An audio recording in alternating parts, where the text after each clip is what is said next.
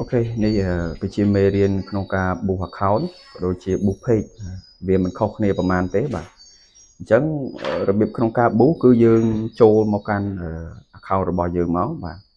ហើយយើងចុចកន្លែងសញ្ញាត្រេ3ចុចទៅលើ profile របស់យើងហើយយើងអូសរកមើលវីដេអូឬក៏រូបភាពមួយណាដែលយើងចង់ book ឥឡូវឧទាហរណ៍ថាទៅលើវីដេអូមួយនេះដែលខ្ញុំចង់ book អញ្ចឹងយើងចុចពាក្យថា book post នេះមកបាទញ៉ាំពណ៌ Q ហ្នឹងរងចាំវាបន្តិចបន្ទាប់មកដល់ត្រង់ចំណុចនេះគេនឹងបញ្ជាក់ប្រាប់យើងមាន3ចំណុចនេះទី1 auto match មានន័យថាយើងគេអូសទៅ feed របស់យើងវានៅលើវា scroll ឃើញអញ្ចឹងណាទី2 get more message មានន័យថាយើង boost ដើម្បីយកឆាតយកឲ្យពេលដែលយើងលក់ផលិតផលអញ្ចឹងទៅទី3 get more view video មានន័យថាវីដេអូរបស់យើងboost ដើម្បីឲ្យគេឃើញវីដេអូរបស់យើងកាន់តែច្រើនអញ្ចឹងណាតែបើយើងមិនចង់លក់មិនចង់អីទេយើងយកអាទី3នេះមកបាទដើម្បីឲ្យវីដេអូរបស់យើងមាន view ច្រើនយើង boost ដើម្បីយក view អញ្ចឹងណាបាទវាមាន option ច្រើនផ្សេងៗអញ្ចឹងទៅប៉ុន្តែបើយើង boost ចាំបាច់គឺយើងដាក់បែបហ្នឹងមកបាទហើយចំណុចបន្ទាប់នោះកន្លែងនេះគឺជាប៊ូតុងដែលយើងអាចទៅសេរៀបរាប់ពីដែលយើងដាក់នៅលើ page របស់យើងឬក៏លើ account របស់យើងពេលដែលគេ scroll ទៅណាបាទនៅប៊ូតុងមានប៊ូតុង set up យើងចង់ដាក់ផលិតផលរបស់យើង no call now នេះមានន័យថាយើងដាក់នៅលើហ្នឹងពេលដែលគេចុចទៅលើអាពាក្យ call now ហ្នឹងគេនឹង call មកយើងអូតូតែម្ដងបាទអញ្ចឹងយើងកុំដាក់អីវានាំតែញញទេបាទនេះគឺជាចំណុចសំខាន់មួយត្រង់កន្លែងនេះបងប្អូនអាចចុចយកពាក្យថា create new ដើម្បីបង្កើតមួយមកបាទអានេះគឺយើងបង្កើតយើងដាក់ឈ្មោះឲ្យដាក់ទៅបាទដើម្បីងាយស្រួលចំណាំពេលក្រោយយើង boost តាមនឹងទៀតបាទយើងដាក់ PK អញ្ចឹងមកបាទប្រទេសបន្តមក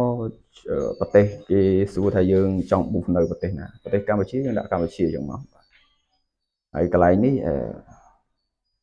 ទី2នេះសម្រាប់ក្នុងការដាក់ description ដាក់អីអញ្ចឹងទេបាទវាអត់សូវជាចាំបាច់ទេកន្លែងហ្នឹងយើងមិនបាច់ដាក់ទេសុំថងខ្មែរបើក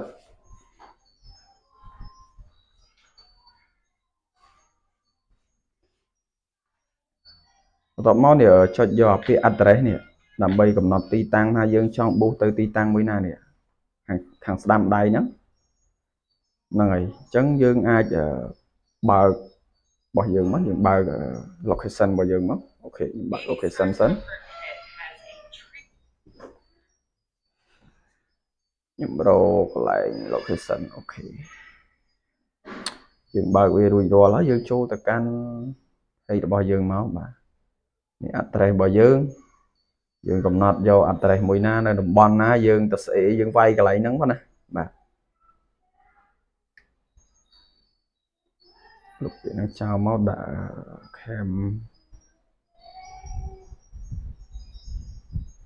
Cambodia អញ្ចឹងមកនេះកំណត់សាយទេកំណត់សាយយើងចង់ boost ឲ្យតំបន់ហ្នឹងវារីកបានប៉ុណ្ណាហ្នឹងយើងកំណត់ address របស់វាកន្លែងហ្នឹងមកយើងសេរីធ្វើម៉េចឲ្យត្រូវជាមួយនឹង address ហ្នឹងមកយើង zoom វាឥឡូវហ្នឹងយើងនៅតាណាយើងមាន pin code មានអីវាយបានកន្លែងហ្នឹងយើងចង់ដាក់ទៅក្នុងតំបន់ណាដើម្បីគេឃើញយើងអញ្ចឹងណា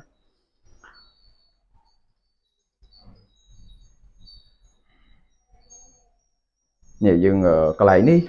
គេសួរចាប់ពីអាយុបាទយើងចង់ boost ឲ្យអ្នកដែលឃើញនោះចាប់ពីអាយុប្រហែលទៅដល់អាយុប្រហែលយើងអាចសេរីបាន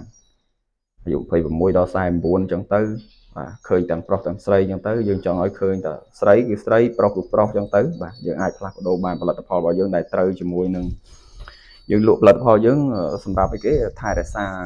សក់ឬក៏សម្ផស្សអញ្ចឹងយើងដាក់ woman មកស្រីមកបាទសម្រាប់សុខភាពបរិសុទ្ធយើងយក man មកបើយើងចង់បានទាំងពីរយើងដាក់ all នេះមកមានន័យថាឃើញទាំងពីរយើងចុច save មួយមកបាទចុច save អញ្ចឹងហើយរួចរាល់ហើយបងប្អូនអូសឡើងមកលើទៀតមកដល់ត្រង់ចំណុចមួយនេះបងប្អូនបើ boost យក message យើងចុច tick យក message មកតែបើ boost យក message យកតែ view ធម្មតាយើងដកចេញទៅហើយកន្លែងនេះគឺចំនួនទឹកលុយដែលយើងចង់ដាក់ឥឡូវយើងដាក់បានអូមកថាដាក់$10រយៈពេលប្រហែលថ្ងៃឥឡូវយើងដាក់5ថ្ងៃមួយថ្ងៃយើងអាចដកតាមហ្នឹងយើងចង់ថែមថ្ងៃយើងដកតាមហ្នឹងមកបាទ មិនមែន5ថ្ងៃហ្នឹងមួយថ្ងៃ$10ណាចង់មានន័យថា$10ហ្នឹងរយៈពេល5ថ្ងៃអញ្ចឹងវានឹងកាត់ពន្ធកាត់អីចូលទៅតាមហ្នឹងហើយបន្ទាប់មកយើងចុចវាថា boost now មកគឺវានឹង boost ឲ្យយើងហើយវានឹងឲ្យយើងរងចាំតិចដើម្បីធ្វើការត្រួតពិនិត្យវានឹងធ្វើការឲ្យយើង boost ហើយវានឹងឲ្យមួយចំណុចមួយទៀតឲ្យនឹង add ជាមួយនឹងកាតរបស់យើងកាតធនាគាររបស់យើងបងប្អូនបាទ